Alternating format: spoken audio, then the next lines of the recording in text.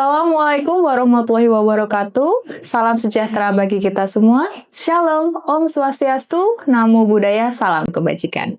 Halo sobat-sobat RSPPN, apa kabar hari ini? Semoga teman-teman semua dalam keadaan sehat ya. Welcome to Papdong, Podcast Aware Penyakit dengan Ngobrol-Ngobrol. Dalam rangka Hari Kesehatan Mulut Sedunia tahun 2026, yang merupakan kampanye global dari World Oral Health Day yang diinisiasi oleh FDI World Dental Federation pada tahun 2007, yang selanjutnya aktif diselenggarakan setiap tanggal 20 Maret mulai tahun 2013. Nah, teman-teman tahu nggak sih? Tanggal 20 atau angka 20 merupakan simbolis dari jumlah gigi sehat pada rahang atas dan rahang bawah pada anak-anak. Tema podcast kita hari ini yaitu mulut yang sehat berarti hidup yang bahagia. Wah, kok bisa ya? Nah, kesehatan mulut bukan hanya tentang tidak adanya nyeri atau penyakit di area rongga mulut, teman-teman. Namun juga tentang nyamannya kita pada saat makan, jelasnya kita saat berbicara, atau pada saat kita berinteraksi dengan dunia luar, kita tidak merasakan rasa malu atau terasa tidak nyaman. Untuk itu, telah hadir bersama kita narasumber yang spesial. Beliau adalah dokter gigi spesialis penyakit mulut yang akan memberikan kita edukasi tentang pentingnya menjaga kebersihan gigi dan mulut serta dampaknya terhadap kesehatan tubuh kita secara keseluruhan. Bersama saya Vika Kusuma, yuk kita dengarkan edukasi dari dokter kita hari ini ya. Lanjut aja yuk, kita langsung kenalan dengan dokter gigi Dwi Handayani, spesialis penyakit mulut, yang kebetulan nih teman-teman, beliau berpraktek di RSPPR Sudirman. Selamat siang dokter. Selamat siang Mbak Vika. Apa kabar hari ini dokter? Alhamdulillah. Gimana Mbak Vika kabarnya? Baik dokter. Oke dokter, bersamaan dalam rangka hari ini kita ada Hari Kesehatan Mulut Sedunia tahun 2026. Dan tema kita hari ini yaitu mulut yang sehat adalah jiwa yang bahagia. Nah, menurut dokter, sebenarnya apa sih korelasi tema tersebut?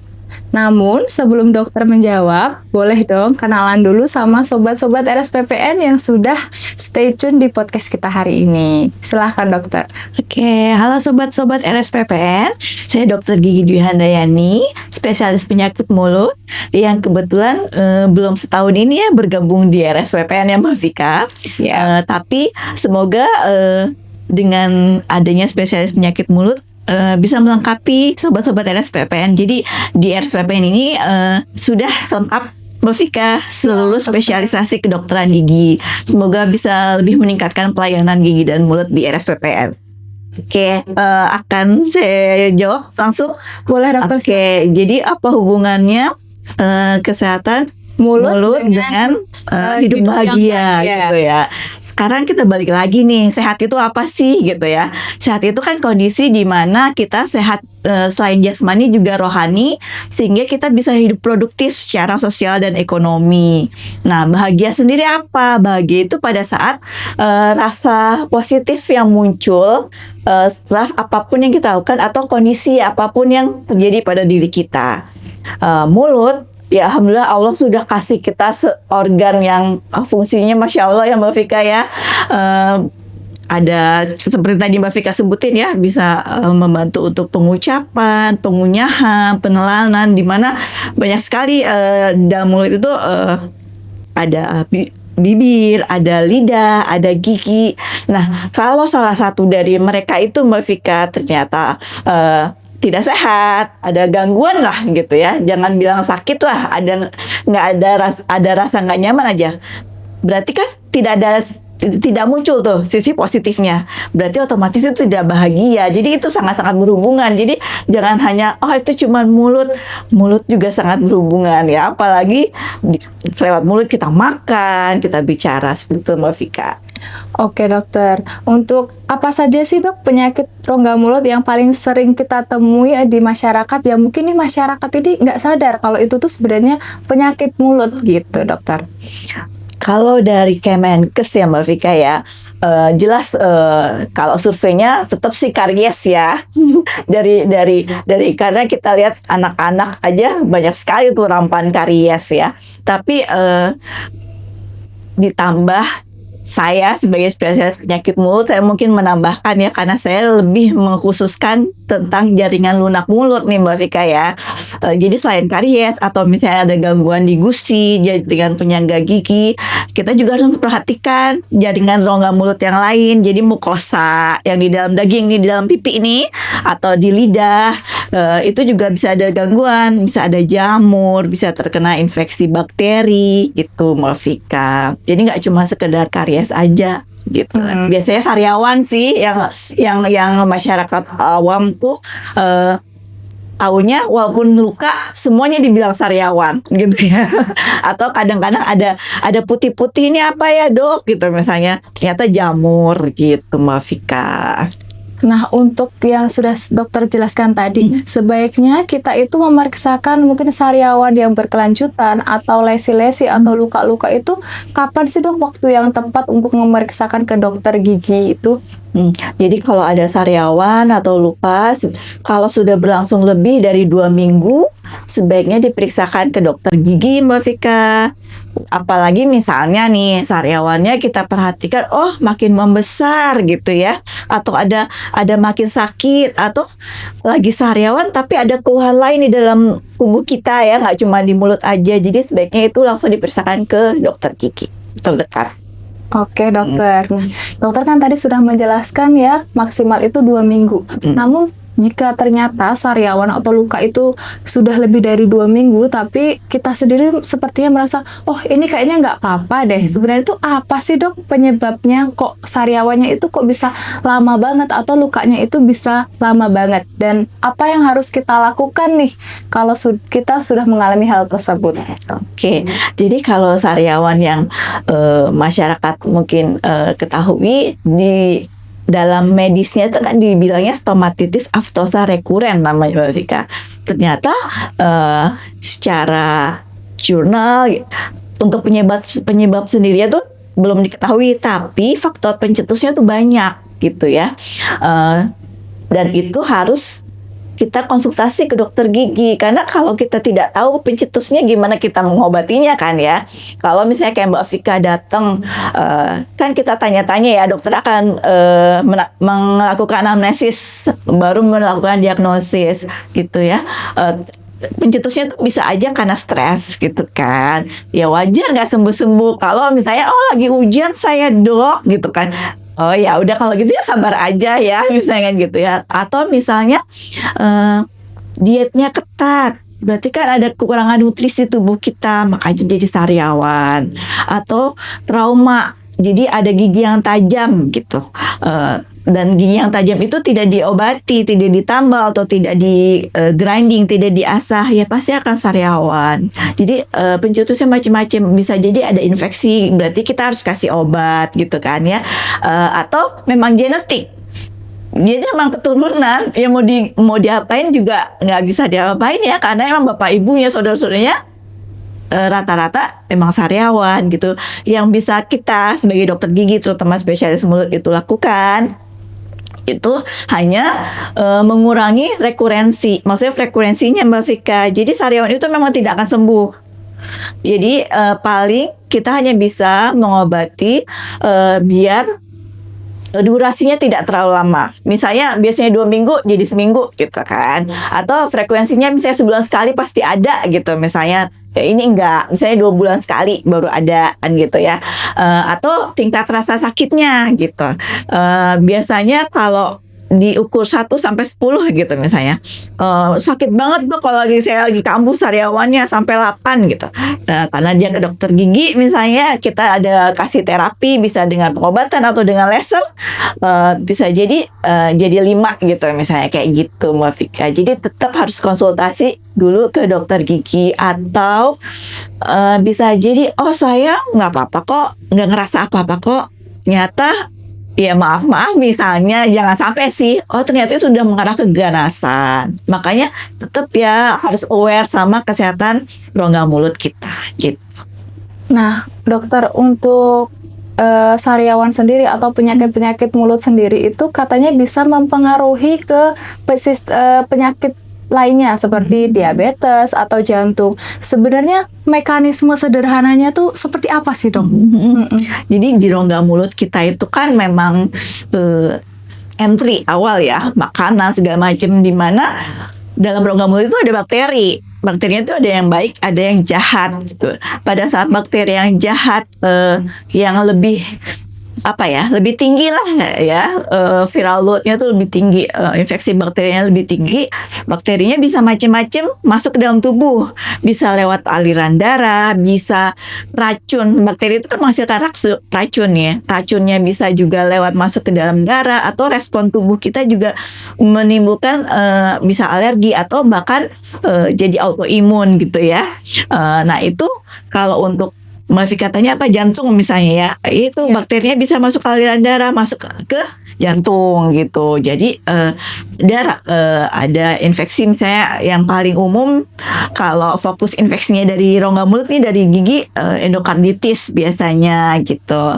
Kalau diabetes, jadi respon dari si bakteri itu masuk ke dalam tubuh kita, itu kayak kayak lingkaran setan gitu. Jadi kalau bakterinya masuk, ada respon dari tubuh, dia meningkatkan namanya resistensi insulinnya. Jadi gula dalam darah kita meningkat. Nah kalau itu udah meningkat, lama-lama merusak si jaringan penyangga gigi kita gitu kan. Nah penyangga gigi kita ya seperti yang kita tahu ya, rata-rata penyakit gula, diabetes, tulangnya jadi nggak kompak lagi, giginya jadi goyang-goyang gitu. Makanya harus dirawat, jangan sampai gulanya tinggi, berarti keluhan di giginya makin banyak gitu. Kalau keluhan di giginya juga banyak, gulanya juga bisa jadi tinggi. Itu muter aja Mbak Vika, kayak lingkaran setan. Jadi harus dijaga banget orang yang sakit gula. Oke dokter, kalau soal pola makan itu sangat berpengaruh pada kesehatan rongga mulut, iya kan dok sih? Iya. Nah menurut dokter sendiri, bagaimana pengaruhnya pola makan tersebut dokter? Oke, kita tahu dari anak-anak aja kan dibilang harus 4 sehat 5 sempurna gitu. Harus ada karbohidrat gitu kan. Ada lauk pauk berarti yang mengandung protein gitu ya. Protein itu baik hewani maupun nabati kan ya, macam-macam gitu. Karbohidrat juga harus karbohidrat yang kayak serat, protein juga, protein hewani, nabati, misalnya daging merah. Kenapa? Kalau untuk khususnya rongga mulut gitu ya, dia untuk kesehatan mukosa kita, Mbak Vika. Jadi tidak gampang iritasi dalam mulut kita. Atau vitamin dan mineral juga bagus. Kenapa? Biar si rongga mulutnya itu tidak gampang luka kayak gitu Mbak Vika. Terus harus dijaga juga, selain makanan yang sehat misalnya udah oke lah, orang tuanya udah nyediain ya makanan yang sehat, tapi ternyata jajan juga susah dong ya gitu. Jadi tetap diatur, makan 3 kali sehari, terus cemilan juga dikurangi, terutama yang manis, asem, karena atau istilahnya ya, makanan yang fast food kayak gitu ya. Karena dia kan lebih lengket ya Mbak Vika ya, akan lebih gampang nempel di gigi kita. Bakteri senang itu yang manis-manis kan gitu ya, itu jadinya timbul karies gitu ya. Asam juga kan jadi sifat dalam rongga mulut, jadi sifat asam basahnya tuh lebih asam, jadi emalnya lebih mudah terkikis gitu. Jadi selain makanan yang sehat, hindari juga ya makanannya asam, manis, terus rokok, rokok, alkohol kayak gitu, Mbak Vika. Oke dokter, di masyarakat Indonesia kebanyakan kan kalau sakit gigi sedikit dicabut, akhirnya banyak banget gigi yang hilang. Nah, kalau sudah banyak gigi yang hilang, kebanyakan mereka kan, oh makanya yang lunak-lunak mulu nih, bubur terus. Nah, itu sebenarnya apa sih dok dampak jangka panjangnya terhadap kesehatan rongga mulut sendiri? Ya, seperti tadi ya, lembut itu kadang sebetulnya belum apa ya, kita bisa bilang lembut, saya bubur lah ya, lembut ya bubur ya, tapi kan sebenarnya masih perlu dikunyah ya, sometimes itu sebenarnya masih ada perlu dikunyah, tapi karena lembut kita mentelen. Itu kan mengganggu juga pencernaan. Terus karena lembut biasanya yang dipakai adalah yang makanan yang jadi ya, apa istilah kayak nugget atau apa gitu ya, yang lembut-lembut. Nah itu sama seperti tadi Mbak Vika, itu kan lebih mudah lengket gitu ya, jadi manis gitu, jadi akan lebih gampang nempel di gigi, merusak email dan jaringan penyangga giginya juga Mbak Vika gitu. Oke dokter, bagaimana jika seorang merasa malu dengan kondisi mulutnya yang kurang sehat, sehingga jarang tersenyum nih dok dan bicara di depan umum? Menurut dokter, apa sih saran dokter dari segi sisi medis dan psikologis sendiri? Oke, kalau Mbak Vika bilang gitu, berarti kan sebenarnya ada masalah ya di mulutnya ya. Otomatis ya mau kamu ya orang itu harus ke dokter dulu ya. Gimana dokternya mau membantu lah kasarnya ya, kalau nggak tahu masalah dalam rongga mulutnya kayak apa. Misalnya apakah memang dia malu karena ompong misalnya ya, jadi kan malu ngomong ya gitu secara atau misalnya bau mulut.